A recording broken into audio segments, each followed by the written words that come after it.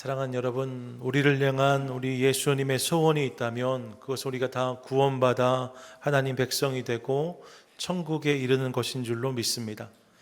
그 주의 소원 가운데 우리를 부르셨고 그렇게 우리가 하나님 백성이 되어서 이 시간과 함께 예배하게 되어지는 거죠. 바라기는 주님의 소원이 우리의 구원에 있음을 기억하시면서 날마다 그 감격과 기쁨으로 주어진 인생길을 열심히 달려가는 저와 여러분 우리 모두가 되시기를 축복합니다. 아멘. 오늘 본문에서도 이를 확인할 수 있어요. 여러분 지난주 말씀을 기억해 보시면 1차 선교여행의 과정을 나누었습니다. 짧지 않은 여정이에요. 2000km 이상이 되었다라고 말씀을 드렸습니다. 1년 반의 시간 동안에 구브로섬, 비시디디아 지역, 이고니영 지역을 다 돌아보고 저들이 돌아왔습니다. 그 여정 가운데 이방인들에게도 복음이 주어졌고 그들이 돌아오는 놀라운 감격과 은혜가 이들 가운데 있었다라고 성경은 기록하고 있습니다. 13장 46절 말씀을 기억해 보세요. 바울과 바나바가 담대히 말하여 이르되 하나님 말씀을 마땅히 먼저 너희에게 전할 것이로되 유대인들에게 먼저 말씀을 전하기 원하지만 너희가 그것을 버리고 영생을 얻기에 합당하지 않은 자로 자처하기로 이 복음을 거부했기 때문에 우리가 이방인에게로 향하노라 라고 말합니다. 그래서 이방인들에게도 복음이 전해지기 시작했고 그들이 돌아오는 감격과 역사가 있었다라고 말씀하고 있는 거죠. 이런 기쁨의 선교여행을 마무리하고 저들이 돌아왔고 온 교회가 저들을 반가이 맞이하였습니다. 그런데 안디옥 교회에 돌아와서 보았더니 예상하지 못했던 문제가 저들을 기다리고 있었음을 확인합니다. 15장 1절인데 1절 함께 읽겠습니다. 시작. 어떤 사람들이 유대로부터 내려와서 형제들을 가르치되 너희가 모세의 법대로 할례를 받지 아니하면 능히 구원을 받지 못하리라 하니. 아멘. 바울과 바나바가 자리를 비운 사이에 유대로부터 예루살렘으로부터 내려온 사람들이 있었다는 거예요. 아마도 예루살렘 교회로부터 온 사람들일 거다 추정할 수 있는데 그들이 와서 가르치기를 무엇이라고 말했다 말씀합니까? 너희가 모세의 법대로 할례를 받지 아니하면 구원도 없다라고 말했다는 거예요. 너희가 복음을 듣고 이제 교회에 나왔고 하나님 백성이다라고 일컫는데 그런데 너희에게 꼭 필요한 한 가지가 더 있으니 할례를 받으라 라고 이야기했다는 거죠. 여러분 그리스도인이라 처음 불렸던 사람들이 안디옥 교회 교인들 아닙니까?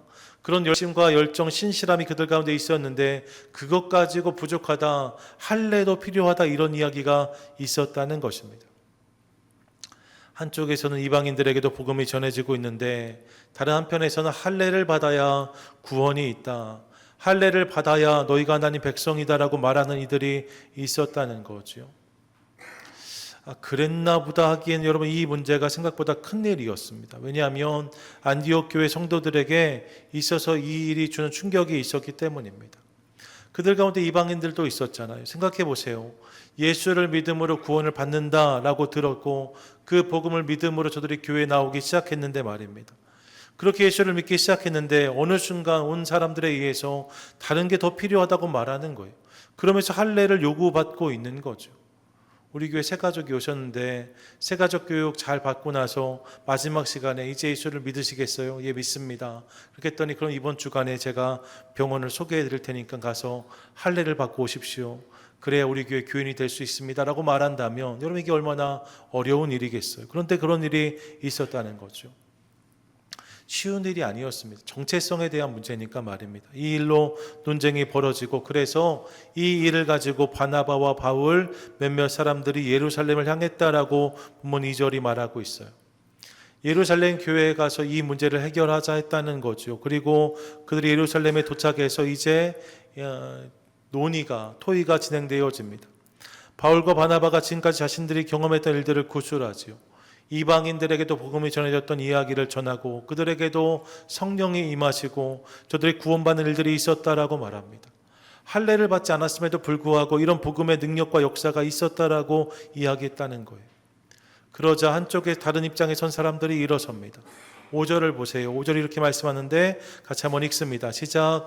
바리새파 중에 어떤 믿는 사람들이 일어나 말하되 이방인에게 할례를 행하고 모세 율법을 지키라 명하는 것이 마땅하다 하니라. 아멘. 여러분 바리새파 사람들 중 몇몇이 일어났답니다. 이 사람들 예수님 때도 이렇게 하더니만 여전히 이 모양 이 꼴이구나 생각하실 수 있어요. 하지만 그렇지 않습니다. 본문을 잘 보세요. 바리새파 중에 어떤 믿는 사람들이랍니다. 누굴 믿어요? 예수님을 믿는 거예요. 여러분, 이들을 가볍게 볼 수 없습니다. 이전에는 예수를 십자가에 못 박으라 외쳤던 사람들이 맞습니다. 이전에는 예수님을 공박하면서 끊임없이 괴롭혔던 사람들이 맞습니다. 그런데 그들 중에 회심하여 예수를 믿게 된 사람들이 있었다는 거예요.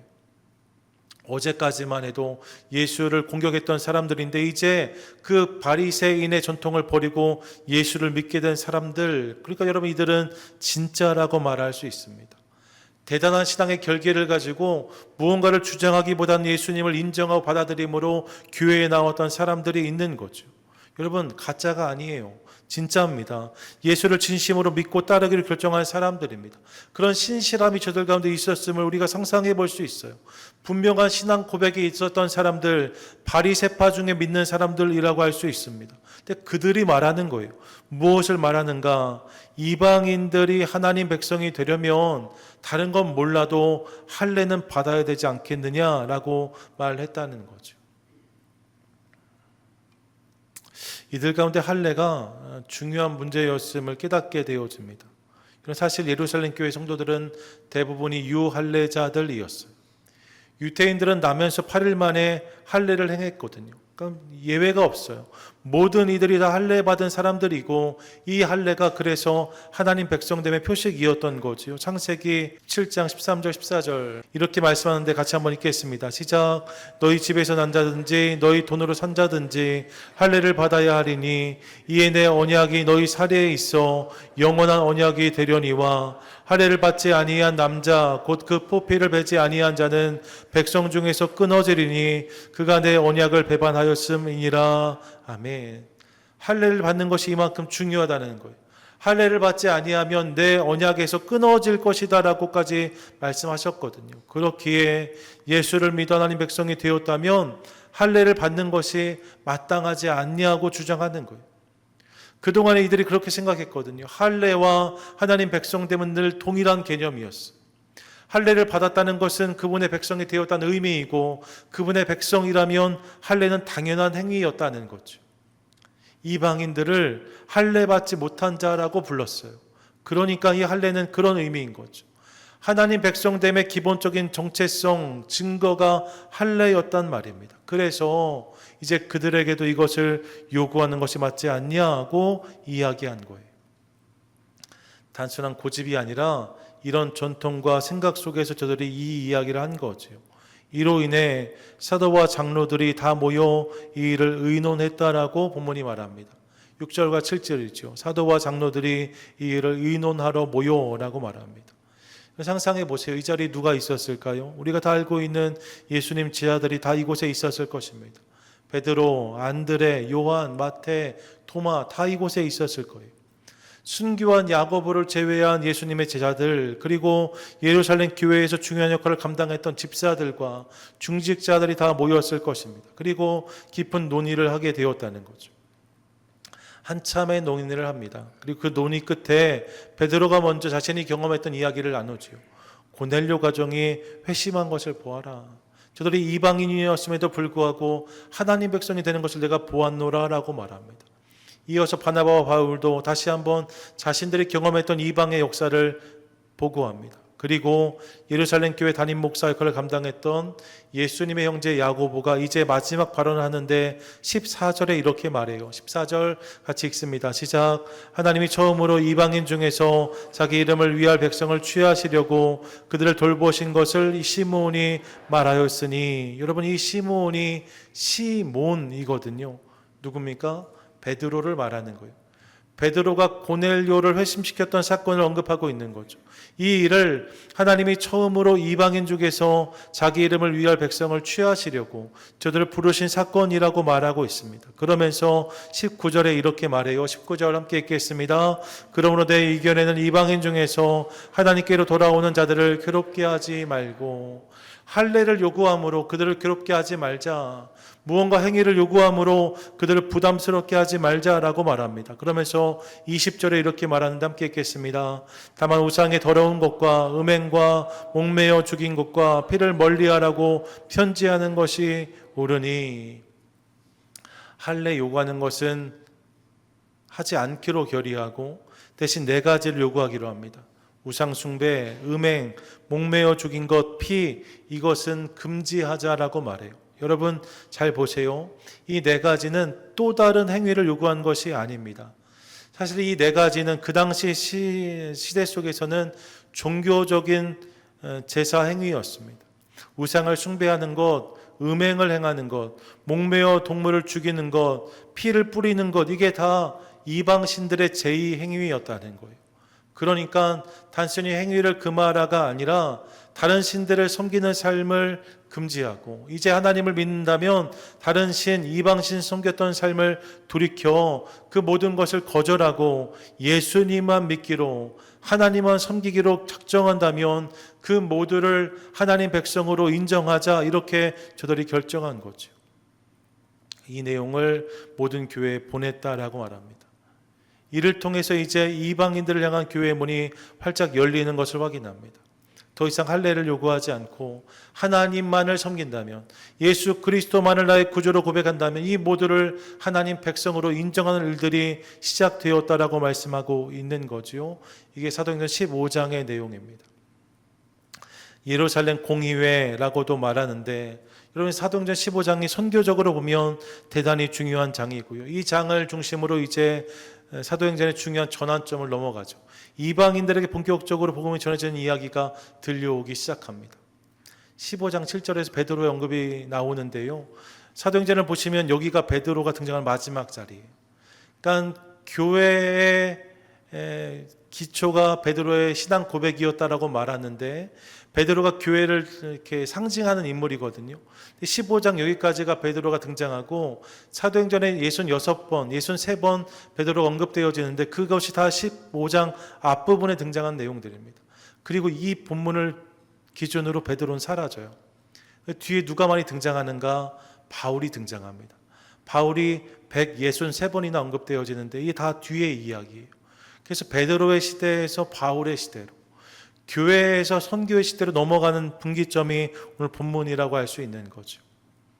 이것이 예루살렘 회의입니다.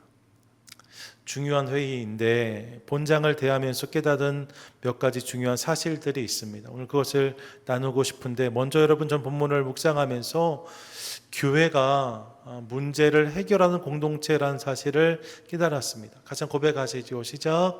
교회는 문제를 해결하는 공동체입니다. 여러분 이 사실을 깨닫습니다. 저들 가운데 문제가 있었는데 그 문제가 풀어지고 있는 것을 보잖아요. 여러분 늘 드리는 말씀이지만 고난이 없는 인생이 없고 문제가 없는 공동체가 없습니다. 교회도 마찬가지입니다. 초기 교회에도 여러 가지 문제들이 있었던 것을 우리가 이미 확인하고 있습니다. 초기 교회예요. 가장 먼저 교회입니다. 예수님께 직접 배웠던 제자들이 있는 교회입니다. 예수님의 가르침을 들었던 성도들이 있는 교회입니다. 그런데 그 교회에도 이런 갈등과 문제들이 있었다는 거예요. 예루살렘 교회의 헬라파, 히브리파의 갈등도 그런 것이고, 안디옥 교회가 오늘 경험했던 할례파와 무할례파의 논쟁도 그런 것이라고 말씀드릴 수 있습니다. 같은 예수를 섬기고 믿는 저들이었지만 저들 가운데 이런 이견과 갈등이 있었다라고 말씀하고 있는 거죠. 그런데 성경은 이를 감추지 않고 그대로 드러냅니다. 교회 안에 이런 갈등과 논쟁이 있었는데 그냥 몰라도 되는 것일 수 있잖아요. 그런데 이것을 다 기록하여 남깁니다. 이런 문제가 있었다고 말해요. 그리고 성경은 이 문제로 인하여 저들이 무엇인가를 그만두거나 갈라졌다라고 말하지 않고 이 문제를 해결하는 모습을 우리 가운데 보여주고 있습니다. 갈등의 결과로 저들이 구제를 그만뒀다라고 말하지 않습니다. 논쟁의 결과로 할례파 교회, 무할례파 교회가 생겨났다라고 말하지 않아요. 문제가 있었어요. 여러분 사실 문제가 생기면 그만두는 게 가장 쉽지요. 갈라서는 것이 가장 빠른 결론일 수 있습니다. 하지만 초기 교회는 그러지 않았다는 사실을 성경은 분명히 기록하고 있습니다. 저들이 이 문제를 다루고 풀어갔다는 거예요. 함께 기도하고 고민하고 논의하면서 이 문제를 다루었다라고 말씀하고 있는 거죠. 이를 통해 결국 함께 갔던 공동체, 이를 통해서 결국 문제를 넘어서 답을 만났던 공동체가 교회라고 말씀하고 있는 거죠. 그 과정을 거듭해서 보여주고 있습니다. 그런 문제가 있을 수 있지만 그 문제를 다룸으로 은혜를 만난 공동체가 교회라는 거예요. 여러분, 교회는 하나님 안에서 문제를 해결하는 공동체이고 성도는 하나님을 통해서 문제를 극복하는 사람들인 줄로 믿습니다. 문제가 없는 인생이 아니라 문제를 피해가는 공동체가 아니라 그 문제를 극복하고 문제를 해결하는 사람들과 공동체, 그게 저와 여러분 바로 교회라는 거죠. 이 사실을 기억하는 저와 여러분 우리 모두가 되시기를 소망합니다. 그래서 교회가 만나는 문제는 문제가 아니라 은혜의 도구라고 저는 믿습니다. 교회가 문제를 만나면 그 문제를 통해 교회는 결국 문제를 넘어 은혜를 경험하게 된다는 거예요. 오늘 본문에서도 할례와 구원의 문제를 다루므로 결국 저들이 내린 결론은 은혜였습니다. 이 논쟁과 이 논의를 통해 저들이 결론으로 경험한 것이 은혜였다라고 말씀하고 있는 거죠. 이 사실을 기억하고 싶습니다. 여러분, 문제가 없으면 기적도 없습니다. 성경은 죄가 많은 곳에 은혜가 크다라고 말씀했어요. 로마서 5장 20절 보세요. 그러나 죄가 더한 곳에 은혜가 더욱 넘쳤나니 라고 말합니다. 실제로 여러분, 예수 그리스도께 나왔던 이들을 기억해 보십시오. 그들은 거룩을 주장했던 바리새인들이 아니었습니다. 죄인임을 인정했던 세리, 창기 죄인들이었어요. 죄를 인정할 때 죄가 많은 곳에 은혜가 많아지는 거죠. 문제가 있는 곳에 기적이 임한다라고 말씀하고 있는 거예요. 그러므로 사랑하는 여러분, 문제를 피하는 것이 아니라, 문제를 외면하는 것이 아니라 하나님 안에서 이를 다루는 것을 통하여서 더 크고 더 놀라운 기적과 은혜를 맛보는 저와 여러분 우리 모두가 되시기를 축복합니다. 여러분, 우리 삶도 마찬가지예요. 죄와 허물이 있다면 이를 숨기지 마십시오. 이를 외면하지 마십시오. 그냥 모른 척 하지 마십시오. 오히려 그 죄를 인정하고 깨달음으로 더 십자가 앞에 가까이 나아가는 저와 여러분 우리 모두가 되시기를 소망합니다. 그 인생이 더 큰 은혜를 누리는 거예요. 그 인생이 더 큰 용서를 경험하게 되는 거예요. 그 놀라운 감격과 은혜를 누리는 저와 여러분 우리 모두가 되시기를 축복합니다. 아멘. 두 번째로 제가 깨달은 것이 있어요. 그것은 저들이 이 문제를 다루는데 말입니다. 그 문제를 다루는 방식이 회의였다는 사실을 주목하게 되어집니다. 모여서 기도회를 한 게 아니에요. 모여서 금식한 게 아니랍니다. 모여서 이번에는 회의를 했다라고 말씀해요. 이 사실을 통해 저는 이 사실을 깨닫습니다. 같이 고백하겠습니다. 시작. 하나님은 다양한 방법으로 역사하십니다. 아멘. 하나님이 일하시는 방법, 하나님이 일하시는 통로는 다양하더라는 거예요. 우리는 예배, 기도, 찬양, 말씀들을 통해서 하나님이 일하신다라고 생각합니다.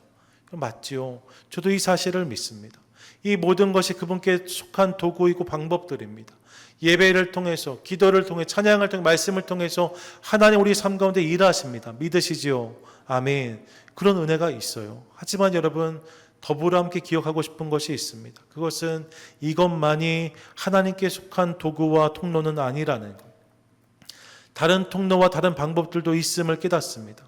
오늘 본문이 그 방법 중 하나로 이야기하는 것이 회의인 거예요. 회의를 통해서 저들이 하나님께서 알아갔다라고 말씀하고 있는 거죠. 교회가 큰 문제를 만났는데 그 문제 앞에 교회가 모였고 함께 논의했다라고, 회의했다라고 말합니다. 그리고 이 회의를 통해서 저들이 하나님께서 원하시는 답을 찾아가고 있는 모습을 확인하게 되어지는 거예요. 회의도 하나님께서 일하시는 방법이었다는 거죠.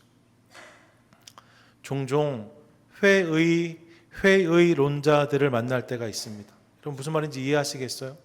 회의를 회의하는 거예요. 회의가 무슨 소용이 있냐? 회의를 터부시하는 거죠. 회의가 많으면 안 된다, 이런 말씀하는 분들을 만날 때가 있습니다. 심지어 회의 무용론자들도 만납니다. 교회는 회의가 필요 없다라고 말해요. 어렸을 때 제 기억에 연세가 많으신 목사님들이 종종 이런 이야기를 하시곤 하셨습니다. 회 중에 가장 맛없는 회가 있는데 그 회가 뭔지 아냐 물으시면 성도님들이 씩 다 웃으셨어요. 답을 아시거든요. 그럼 목사님이 당회라고 하셨어요. 그럼 까르르 웃는 거죠. 그럼 장로님들이 머쓱하게 머리를 긋고 하셨습니다. 그럼 어떻게 생각하세요? 정말 당회가 맛없는 회일까요? 저는 그렇게 생각하지 않습니다. 당회가 무용한가? 그렇지 않아요. 여러분, 당회도 중요합니다. 당회뿐만 아니라 직원회, 오늘 예배 끝나고 직원회도 중요하고, 사무총회도 중요하고, 지방회도 중요하고, 교단총회도 중요하다고 저는 생각합니다. 왜냐하면 이 회의들을 통해서 하나님이 일하신다는 믿음이 저에게 있기 때문입니다. 물론 여러분, 낭비처럼 느껴지는 회의들이 있을 수 있습니다. 모여서 서로 알량한 자존심만 세우고 교회의 덕이나 하나님의 영광이 아니라 내 생각과 내 경험만을 주장하는 회의라면 그 회의는 무용할 수 있습니다. 전에 말씀드렸어요. 미국 어느 교회에서 교회 잘 건축해 놓고서 피아노를 왼쪽에 놓을까 오른쪽에 놓을까 서로 논쟁하다가 교회가 갈라섰다고 말씀을 드렸습니다. 한참 회의하고 결론이 갈라서는 거였어요. 그리고 피아노를 오른쪽에 놓기로 결정했던 교회가 교회 이름을 뭐라고 정했다고요? 라이사이드 처치라고 정했다고 말씀드렸어요. 그런 일들이 있을 수 있습니다. 그런 회의는 어리석은 회의입니다.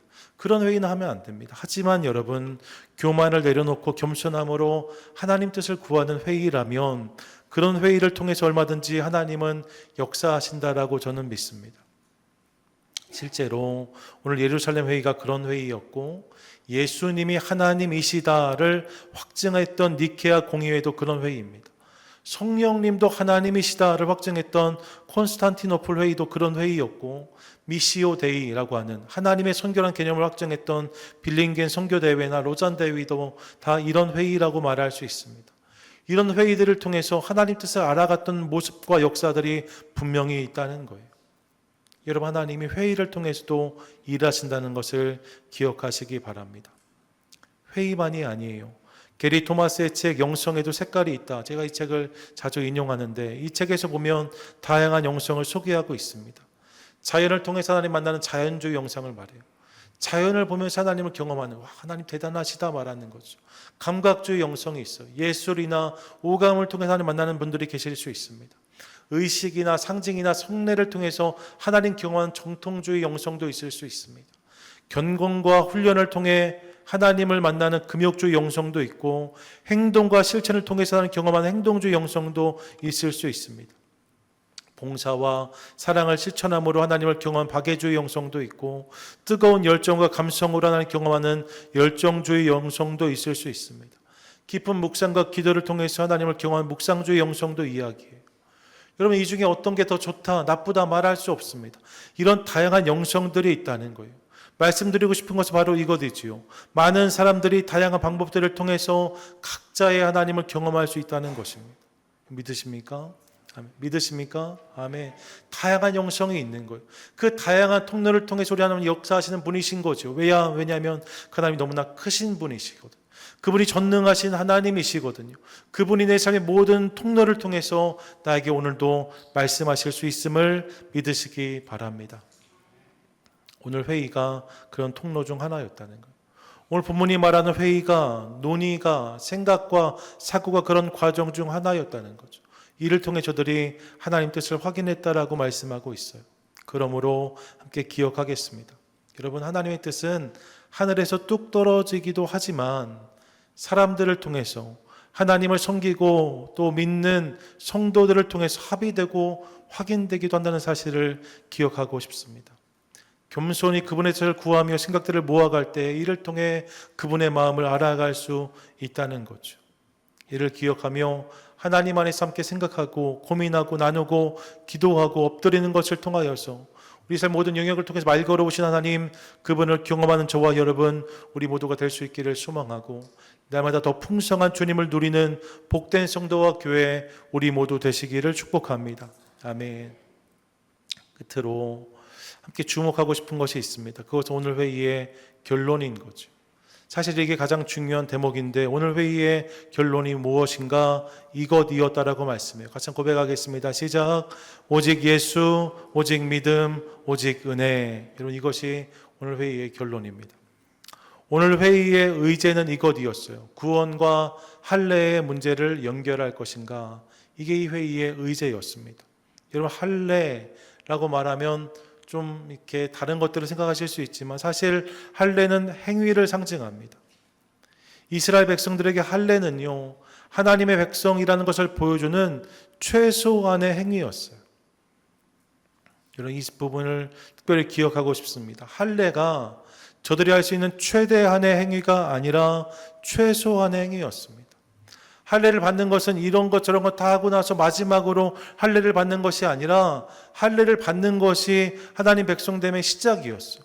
태어나서 8일째만 되면 할례를 행했거든요. 그것이 최소한인 거예요. 하나님 백성이라 최소한 이 정도는 해야겠다. 이것이 할례였다는 거죠. 최소한의 행위가 필요하지 않냐? 이게 할례였단 말입니다. 여러분 할례는 최소한의 행위였어요. 그런데 이 할례와 구원의 문제를 논의한 예루살렘 교회의 결론이 무엇입니까? 그럼에도 불구하고 구원과 할례를 연결할 수 없다. 그럼에도 불구하고 구원과 행위는 연결하지 않겠다. 이것이 교회의 결론이었답니다. 최소한의 행위도 거절한다는 거예요. 여러분 우리는 행위를 통해서 구원받는 것이 아니고 오직 믿음을 통해서 오직 예수 그리스도를 믿는 믿음으로 구원을 받는다. 그것이 그분의 은혜이고 하나님의 뜻이다라고 선포했던 것이 이 예루살렘 회의였다는 사실을 깨닫습니다. 이것이 이것의 결론이에요. 구원과 행위는 연결되지 않는다. 우리는 행위가 아니라 오직 은혜로, 오직 믿음으로, 오직 예수 그리스도로 구원받는다. 이 사실을 확인한 거죠. 믿으십니까? 아멘. 의외로 신앙에 열심히 더할수록 구원의 다른 조건을 생각하는 경우를 만날 때가 있습니다. 예수를 믿는데 우리가 참 잘 안 변하거든요. 우리가 항상 똑같거든요. 무언가 더 나은 삶이 나아져야 될 것 같은데 항상 제자리에 있는 우리를 보면서 우리가 이 모양 이 꼴인 게 예수를 믿고 수십 년이 지났음에도 불구하고 늘 그 모양이니 염치가 없어서 이해가 안 가니 좀 무언가 더 해야 되지 않냐 이런 시도와 도전이 있을 수 있습니다. 사실 감사하지요. 머물러 있는 게 아니라 나아져야겠다는 시도와 노력은 소중한 것입니다. 하지만 여러분 기억하고 싶어요. 이는 어디까지나 구원을 받았기에 일어나는 반응이지 구원을 받기 위해 필요한 조건은 아니란 사실을 기억하고 싶습니다. 여러분 우리의 신앙이 아무리 오래되어도 항상 결론은 동일합니다. 우리의 구원은 내 힘과 능력, 내 노력과 공로가 아니에요. 오직 예수, 오직 믿음, 오직 은혜를 통해서 우리 삶 가운데 주어지는 그분의 특별한 역사인 거죠. 이것이 하나님의 뜻이고 마음이라고 성경은 분명히 선포하고 있습니다. 여러분 기억하세요. 하나님은 당신의 구원을 정말로 원하십니다. 하나님 우리 한 사람 한 사람 정말로 구원받는 것을 간절히 원하십니다. 디모데전서 2장 4절 말씀을 기억해 보세요. 함께 읽겠습니다. 시작. 하나님은 모든 사람이 구원을 받으며 진리를 아는 데 이르기를 원하시느니라. 아멘. 여러분 하나님이 어떤 사람이 구원을 받으며라고 말하지 않습니다. 하나님은 모든 사람이 구원을 받는 것, 이 땅에 있는 모든 영혼들이 구원받는 것을 원하신다라고 말씀하고 있습니다. 베드로후서 3장 9절 말씀을 기억해 보세요. 함께 읽겠습니다. 시작. 주의 약속은 어떤 이들이 더디다고 생각하는 것 같이 더딘 것이 아니라 오직 주께서 너희를 대하여 오래 참으사 아무도 멸망하지 아니하고 다 회개하기에 이르기를 원하시느니라. 아멘. 여러분 예수님의 재림이 더뎌지고 있는데 말입니다. 그것이 왜 더뎌지는가? 이유는 한 가지라는 거예요. 좀 더 많은 사람이 구원받는 것을 보시기 위해서, 좀 더 많은 사람들에게 복음이 전해지고 돌이켜 예수께 돌아오는 일들을 기다리시기 때문에 그것이 더뎌지고 있다라고 말씀하고 있는 거죠. 그리고 반드시 그분은 오신다라고 선포하고 있는 거예요. 여러분 동일한 말씀입니다. 주님의 원함은 모든 사람의 구원에 있다는 거예요. 이 땅에 있는 모든 영혼이 구원받는 것, 저와 여러분 우리가 아는 모든 자들이 하나님 나라에 들어가게 되는 것, 그것을 주님은 원하신다라고 말씀하고 계세요. 그리고 여러분 이 일을 얼마나 원하셨든지 그분이 이 땅에 오셔서 저 고통스러운 십자가를 직접 감당하셨다라고 성경은 말씀합니다. 쉬운 십자가가 아니잖아요. 가벼운 십자가가 아니잖아요. 하지만 모든 이들이 구원받는 것을 원하셨기 때문에 누구나 피하고 싶었던 십자가를 하나님께서 친히 감당하셨다 말씀하고 있는 거죠. 히브리서 9장 27절 28절 말씀 함께 읽겠습니다. 시작. 한번 죽는 것 사람에게 정해진 것이요 그 후에는 심판이 있으리니 이와 같이 그리스도도 많은 사람의 죄를 담당하시려고 단번에 들이신 바 되셨고. 아멘. 예수님의 십자가의 이유가 여기에 있답니다. 많은 사람의 죄를 담당하시려고, 많은 사람의 죄를 용서하시려고, 저와 여러분을 구원하시려고 십자가를 감당하셨다는 거예요. 베드로전서 2장 24절 같이 한번 읽습니다. 시작. 친히 나무에 달려 그 몸으로 우리 죄를 담당하셨으니 이는 우리로 죄에 대하여 죽고 의에 대하여 살게 하려 하심이라. 그가 채찍에 맞음으로 너희는 나음을 얻었나니. 아멘. 같은 말씀을 하는 것입니다. 여러분, 십자가를 통해 이루신 일은 분명하대요. 십자가를 통해 그분이 우리를 구원하셨다라고 말씀합니다. 우리의 죄값을 치러주셨다라고 말씀해요. 이를 통해 우리가 구원받은 자, 용서받은 자가 되게 하셨다라고 말씀합니다. 이를 통해 영원한 생명을 주셨다라고 선포하고 있어요. 이것이 십자가를 통해서 예수님이 이루신 일이라고 성경이 분명히 말씀하고 있는 거죠. 우리를 다 구원하기 원하셨고 이 십자가를 통해 그 일을 이루셨다라고 말씀하고 있는 거예요. 그리고 이를 통해 주님이 바라보시는 결국이 무엇인가? 성경은 이렇게 기록합니다. 요한계시록 7장 9절과 10절 같이 한번 읽습니다. 시작. 이 이후에 내가 보니 각 나라와 족속과 백성과 방언에서 아무도 능히 셀 수 없는 큰 무리가 나와 흰 옷을 입고 손에 종려가지를 들고 보좌 앞과 어린 양 앞에 서서 큰 소리로 외쳐 이르되 구원하심이 보좌에 앉으신 우리 하나님과 어린 양에게 있도다 하니. 아멘. 주님이 이것을 기대하신다는, 이것을 꿈꾸신다는 거예요. 마지막 날에 각처에서 구원 얻은 아무도 셀 수 없는 큰 무리가, 누구도 셀 수 없는 수많은 사람들이 주께 나와 소리 지르는 것을 원하신다는 거죠. 무엇이라 외칩니까? 구원하심이 보좌에 앉으신 우리 하나님과 어린 양께 있습니다. 내가 예수 그리스도의 피로 구원받았습니다. 주님이 내 삶의 구원자이십니다. 이 외침을 듣기 원하신다라고 말씀하고 있는 거예요. 이 사실을 믿고 기억하는 저와 여러분 우리 모두가 되시기를 축복합니다. 다시 말씀드리지만 다른 복음은 없습니다. 다른 조건은 없습니다. 오직 예수 그리스도로, 오직 믿음으로, 오직 은혜로 구원을 받는 거죠. 그러니까 주일날 교회 나오실 때 눌림으로 나오지 마세요. 십자가를 통해 주님께서 우리에게 주시는 말씀은 너 한 주간 왜 또 그렇게 살았냐는 책망이 아닙니다. 한 주간 어떻게 살았던 내가 너를 용서한다는 그분의 은혜를 들으시기 바랍니다. 그런 너를 내가 사랑하노라 말씀하시는 거예요. 그런 너를 위해 내가 죽었노라 말씀하시는 거예요. 이 십자가를 통해 내가 너를 구원했노라, 너는 내 것이다 말씀하시는 거죠. 주일에 교회 나오실 때마다 그 음성을 듣는 저와 여러분 되시기를 축복합니다. 이것이 하나님의 뜻이고 예루살렘 공회의 결정이었고 우리가 기억해야 될 복음이라고 오늘 성경이 말씀하고 있는 거예요. 사랑하는 여러분, 주님은 오늘 이 이야기의 주인공이 저와 여러분이 되기를 원하십니다.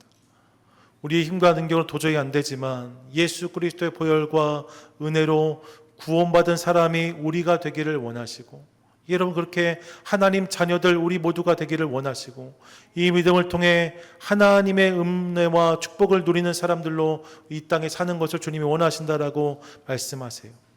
그러므로 이 복음을 믿음으로 다시 한번 이 은혜 앞에 나아가는 저와 여러분 우리 모두가 되시기를 축복합니다. 한번 따라하세요. 오직 예수, 오직 믿음, 오직 은혜. 여러분 이것이 전부입니다. 이 은혜로 오늘도 우리를 부르시는 거예요. 이 은혜로 오늘도 저와 여러분을 붙잡으시는 거예요. 그러므로 사랑하는 여러분, 주님의 십자가를 믿음으로 바라보시기 바랍니다. 이 십자가를 통해 은혜와 용서를 경험하는 저와 여러분 되시기를 축복합니다. 바라기는 이로 인해 날마다 감사와 감격으로 주께 나아가는 우리 모두가 될 수 있기를 원하고, 이 감사와 감격이 우리 삶과 넘치는 것을 통하여서 이로 말미암아 이제 하나님 백성답게, 자녀답게, 여러분 그렇게 다시 한번 한 주를 시작하는 복된 성도와 복된 교회, 저와 여러분 우리 모두 되시기를 주님의 이름으로 간절히 축원드립니다. 아멘.